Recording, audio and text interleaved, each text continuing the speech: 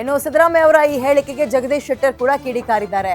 ಸಿದ್ದರಾಮಯ್ಯ ಜವಾಬ್ದಾರಿಯುತ ಸ್ಥಾನದಲ್ಲಿರೋರು, ಉಗ್ರರು 28 ಜನರನ್ನ ಭೀಕರವಾಗಿ ಹತ್ಯೆ ಮಾಡಿದ್ರಲ್ಲ, ಅಲ್ಪಸಂಖ್ಯಾತರ ತುಷ್ಟೀಕರಣದ ಹಿನ್ನೆಲೆ ಬೋಧನೆ ಆರಂಭ ಮಾಡಿದ್ದಾರೆ ನೋಡಿ ಸಿದ್ದರಾಮಯ್ಯ ಅಂತ ಜಗದೀಶ್ ಶೆಟ್ಟರ್ ಕೂಡ ಕಿಡಿಕಾರಿದ್ದಾರೆ.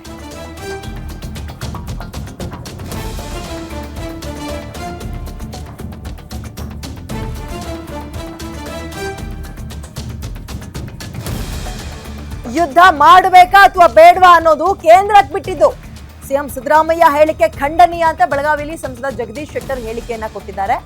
ಯುದ್ಧ ಅಲ್ಟಿಮೇಟ್ ಆಗಿ ಬೇಕಾ ಬೇಡವಾ ಅಂತ ಡಿಸಿಷನ್ ಯಾರು ತಗೊಳ್ಳೋದೇಳಿ, ಒಂದು ಸೇನೆ, ಇನ್ನೊಂದು ಕೇಂದ್ರ. ಬಟ್ ಸಿದ್ದರಾಮಯ್ಯ ಅವರು ಏನ್ ಹೇಳಿಕೆ ಕೊಡ್ತಾ ಇದ್ದಾರೆ?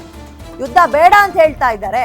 ಜವಾಬ್ದಾರಿಯುತ ಸ್ಥಾನದಲ್ಲಿರೋರು ಕೊಡುವಂತಹ ಹೇಳಿಕೆನ ಉಗ್ರರು 28 ಜನರನ್ನ ಹೆಂಗ್ ಹತ್ಯೆ ಮಾಡಿದ್ರು ಗೊತ್ತಿಲ್ವಾ ಭೀಕರವಾಗಿ? ಇನ್ನೊಂದು ಮೊನ್ನೆ ಉಗ್ರಗಾಮಿಗಳು ಸುಮಾರು 28 ಜನರನ್ನ ಹತ್ಯೆ ಮಾಡಿದರು. ಇಡೀ ದೇಶ ಅವ್ರ ಸಲುವಾಗಿ ಕಣ್ಣೀರು ಹಾಕ್ತಾ ಇದೆ.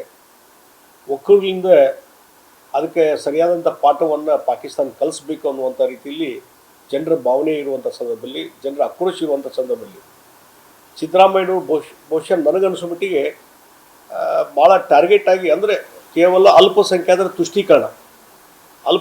ತುಷ್ಟೀಕರಣ ಹಿನ್ನೆಲೆ ಇಟ್ಟುಕೊಂಡು ಅವರು ಈ ರೀತಿಯಾದಂಥದ್ದು ಬೋಧನೆ ಮಾಡುವಂಥದ್ದು ಸ್ಟಾರ್ಟ್ ಮಾಡಿದ್ದಾರೆ.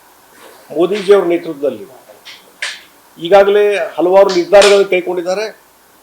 ಮತ್ತು ಎಲ್ಲಿಯವರೆಗಂದರೆ ಅಲ್ಲಿ ಸಿಂಧೂ ನದಿಯಿಂದ ನೀರನ್ನು ಬಿಡುವಂಥದಕ್ಕೂ ಸಹಿತ ಅದೇನು ಒಪ್ಪಂದ ಆಗಿತ್ತು ಅದನ್ನು ರದ್ದು ಮಾಡುವಂಥ ಕೆಲಸವನ್ನು ಸಹಿತ ಮೋದಿಜಿಯವರು ಸರ್ಕಾರ ಮಾಡಿದ್ದಾರೆ. ಮತ್ತು